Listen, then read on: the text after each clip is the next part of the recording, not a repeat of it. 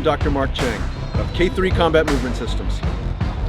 FMA Lifestyle is really a point of view. It's really a perspective to me. So just like the Philippines are an archipelago, a collection of islands full of different cultures, of different ways, of different languages and dialects. FMA Lifestyle is about that same kind of perspective, being able to look at one question: what is combat? What is healing? What is body dynamics? And being able to answer and accept answers to that question from a bunch of different angles and a bunch of different perspectives. So rather than saying this is the only way, this is the right way, this is it, this is the bottom line. No, being able to look at all of the different contexts in which different answers are correct. That's FMA Lifestyle to me. Hello, FMA Life here at this barbecue, and I'm here with this fine gentleman. His name is Mike Rubi of FMA Supply. If you go back, it's to protect our barangay, right? Yes. It's to protect our village. So we don't have 8 years to get deadly or to get good at fighting. Yeah. We got 4 weeks. We got 3 weeks. You know, hey, he's 16 years old now. I want you to teach him. You know, and that's how in my opinion, that's how the Eskrima. And you gotta know he's gonna walk home. Yeah. Possibly someone might mess with him on his way back. So what do you Or the raiders from the other island, they're gonna take our livestock, our sisters, our moms, whatever, slavery, whatever. You know, we gotta protect our barangay. I have the privilege of being here with Alex Ercia. You're learning from each other. Put aside your ego. Meet some people. Man, we came, from Northern California. That's where you're at, right? Yeah, that's where we're at. I've seen these people on their Instagram. They're my friends on Facebook. Now I get to meet them in person. For me, FMA or martial arts in general became like a bonding thing. Why? I meet Joe. I saw him train, and I'm like, "Hey, bro, I'm Alex. I noticed your system is this. I've never trained that system. You ever heard of Ilustrisimo?" And it's not because I'm trying to want to teach him. I'm like, I want to learn from Joe. Hey, I want to learn your system, bro. You want to trade?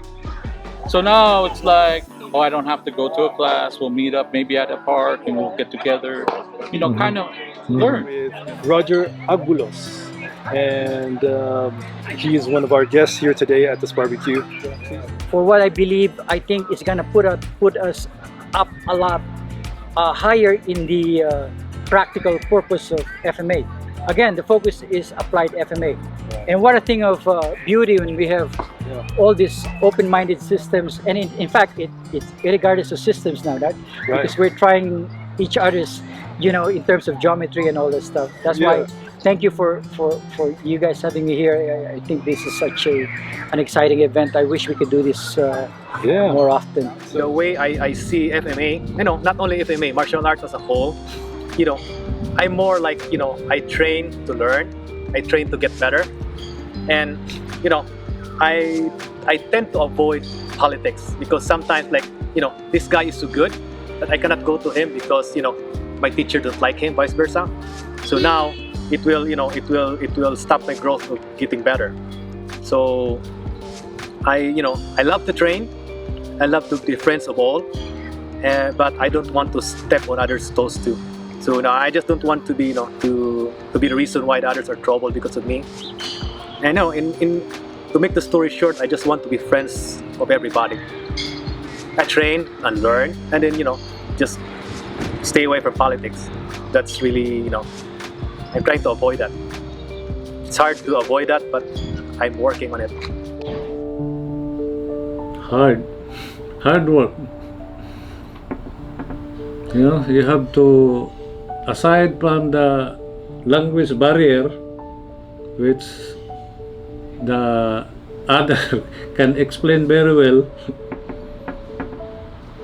but really you have to show to the world that Filipino martial art has a lot to offer when it comes to fighting, using sticks without the stick or knives. So train and teach truly, not the fancy ones, because your training and their life is depending on what you teach them. the Robio Eskrima, or the method of the Robio Eskrima. This is me. This is a part of me now, and I tell my wife all the time, if I have one student, and it was moments in time where that one student was the only one showing up, right? And you've probably been there as well. That one student says, hey, no, I'm still here. You still got a student. Or we got one more coming back. And it was the ebb and flow, right? Now I'm blessed to have, you know, the kids that you've seen, the families that have been apart. I'm blessed to be like, no, I have students, you know, that are now getting married and having their own kids. Throw my grandpa's name out all the time, but like, I'm this of this, right? And I'm like, my face isn't on the forefront of anything right now. It's like, this is why. This is it. Okay, go to one. That kid right there, my son, that's the reason why, right? My daughter, we have little snippets of her in there. That's the reason why, right? They need to know why I do what I do. Because, you know, there's a strong strain in regards to my jobs, strong strain in regards to my marriage. I've been married with my wife for almost, you know, married for 16 going on 17, together for almost 21 years.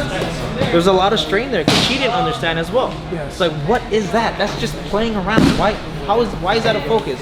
Why did you create your work life around this? That you're not getting any money there. That's not a career. And that was her view for many, many years. And now she's the one dragging these kids here. You guys gotta make sure you guys go to class. You gotta be part. And she actually became a student, you know? And I want to get her back in, but you know, having kids and all that. But you know, she knows now. We have pretty deep conversations of, I am nothing without this. If this is part of my persona, this is part of my psyche, this is part of my being. If I don't have this, I don't know how depressed I can be. FMA Life means to me living a warrior life, and that's why I named my system Island Warriors, because I want students to not only understand that being a warrior is more than fighting. It's more than learning a Filipino martial art, learning how to hit with a stick, with a knife, with empty hands. It's about being a good citizen, about being an honorable person, and within our history and our culture, the warriors were also the providers for the families. They were the leaders. They were the storytellers. They pass on the history and values of their community. And so to me, FMA life is a warrior life, and being honorable and, you know, giving back to your community. Also, it means understanding our Philippine and Filipino-American history. I feel that if I'm just teaching stick fighting, it's just stick fighting. But I have to teach the stick fighting in the context of Filipino history and Filipino-American history. Otherwise, it's just stick fighting. So in my classes, they get a whole cultural immersion from pre-Hispanic Philippines, and that's why I wear the indigenous tattoos of the Ifugao tribe, because these were our authentic Filipino warriors. These were the people in the Philippines that were never conquered by the Spaniards, and they kept their way of life, their values, their cultural practices intact and never changed it. And so they fought off other tribes, they fought off the Spaniards, they fought off the Americans and the Japanese in order to preserve their culture. And to me, that's FMA life. It's preserving who we are as Filipinos, but also as warriors. And it's done not just through fighting, but giving back to the community, knowing your history, and providing for your family, and just being a leader. It is a lifestyle discipline. A lot of culture involved, the Filipino heritage culture. Everybody has a different opinion of what they call, how they perceive it. For me, it's a culture. It's a bond between practitioners and historians wanting to know how to preserve the art, pass it down. And it's a very good discipline, and it kind of humbles you in so many different ways. And understanding how our forefathers preserved it so we could have it today, it's kind of on our lap to pass it down to the next generation. So it's very, very important that we come together and do the sharing. As today, this barbecue is a very, very important event that we're still here, different groups here today, that we still support and want to honor our forefathers and pass pass down the art and keep it alive. Your turn. The FMA lifestyle to me is pretty important. For myself, I left the regular karate and went to FMA because I saw the effectiveness of the type of the techniques and just how you approach martial arts in general. It is something that is probably takes up 75% of my time. I'm teaching class, I have private classes, I'm constantly thinking of how we're going to promote the art, especially the arts that we are teaching. For us, that's my family, my son, my grandson, my son-in-law, they're all graduates. So there's like, just in my short period of time, there's 3 generations already doing this, and they're all, they all love it. It's something that we're going to probably do until we, until we die.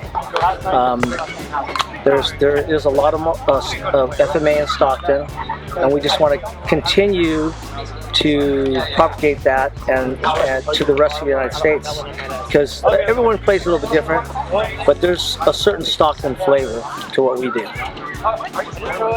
Yeah, piggybacking on what Terry said, FMA culture, lifestyle. Growing up in the 70s myself, there was a different introduction of Filipino martial arts.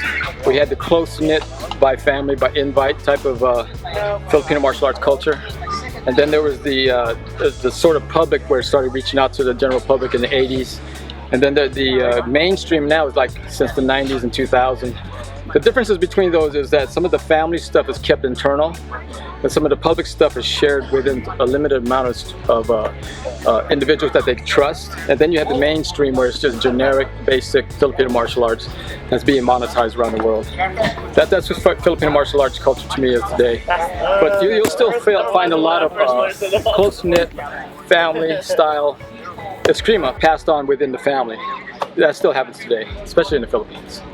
That's where I got that. FMA is pretty much a part of my life. It takes up a major part of my thoughts on a daily basis. Aside from work, family, it's FMA. It's taught me a lot of lessons through the years. My life lessons, mostly I got from FMA, seriously, from Mang Romi's teaching specifically. I guess it permeates every aspect of my decision making. Don't put yourself in harm's way. If you do, make sure you can get out of it. Gamble if you must, but as much as possible, stay safe. Yeah, and a lot of those.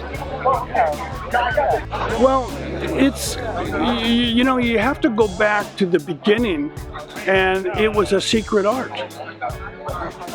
People, I have people whose father did Eskrima and their grandsons or kids did Eskrima, and they had no idea that their grandfather was an Escrimador. No idea at all. We went to a birthday party one time, and there was this the old man was there, and the son had told the old man that he was doing Eskrima, but the old man said nothing. So we, he's like 90-something years old, so we're holding him up by his pants, and go, okay, Tata, strike. And one of my guys strikes at his leg, and the guy goes right to the head. And the son's like, he had no idea. So FMA was an art to protect the people. It's self-defense. And that history, like some martial arts, are built out of sport. Eskrima, FMA, is a development of survival. And they say, why is Eskrima so simplistic? Well, it's because you had to train the people in your village to prepare how to fight, because at any time the warring barangay were going to come over the hill and raid your village. So it's a very fundamental, it's got a lot of complexity, but it has a lot of simplicity too, and it's really, I think it's a combat art. In the early 90s, when we were teaching in Hawaii, hardly anybody knew about Eskrima. And we would get karate and kung fu and all this kind of, different, and they would see us, we're actually hitting each other. And they're still doing katas.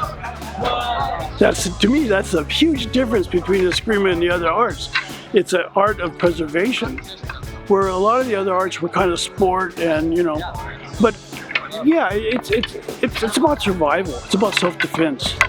Lifestyle for me is camaraderie. It's a lot of camaraderie, meeting a lot of people with like-minded goals, and a place where we get together and hit each other with weapons. The most important thing is finding community. That's been like a really tough thing for me so far. So it's been quite the experience finding a genuine community of people who really learn from each other. The Filipino martial art lifestyle for me is actually just continuing on, learning how to defend yourself. Keep on preserving the fighting arts that our forefathers have kept for a long time. So I think it's, in a way, it's more on defending yourself and also preserving our culture. For me, FMA lifestyle is the camaraderie, the breaking the bread. Filipinos, we are very family oriented. That's why you hear like, oh, kapatid, oh, tito, oh, uncle, everybody's related. It's that love that you got. Other than from the training, the fighting, I mean, bottom line is it's one of the most dangerous arts because you're weaponized. And then whatever, if you don't have the weapon you train with, it applies to anything else. So that for me is the FMA, the technical part. And for the lifestyle, it's, through combat, it's the purest form. Your whole soul is out there. So you get to know the person intimately. And then from there, outside the ring, you become family. And like I said, it's FMA life is being a true Filipino guy. Just love everybody. The Filipino martial arts is not something I have a great amount of experience in, but as I've gotten to the community, it is one of the most welcoming of the martial arts because it's more familial than almost any other style I've ever practiced. I am Filipino. My grandparents are from Aklan, and so training in Taekwondo and Karate never felt as welcoming as FMA and the Arnis and Eskrima styles. And it's not just because of the styles, it's because of the community that comes together in potlucks and barbecues just to celebrate the kids, but also to celebrate, the connectivity of learning our heritage. One of my goals in life is just to make sure I support my fellow women and do my part to help any of them really get to the point where they have the feeling and the acknowledgement and the confidence to partake in their own self-defense, whether it be martial arts, firearms, whatever it is, the journey to their own self-worth. I find that a lot of times women don't end up defending themselves because they deep down have a lack of self-worth. And of course that comes from trauma. And I'm doing my own personal journey with that as well. It took a lot of introspection for me to realize that there is a lack of that. So I'm on this journey and I just want my ladies to come with me, and know that you are worth protecting. It doesn't matter what your boyfriend or husband or father said, like, you're worth protecting. You have to learn. You don't have to, but you should learn. And now is the best time because that's the only time we have. It's now.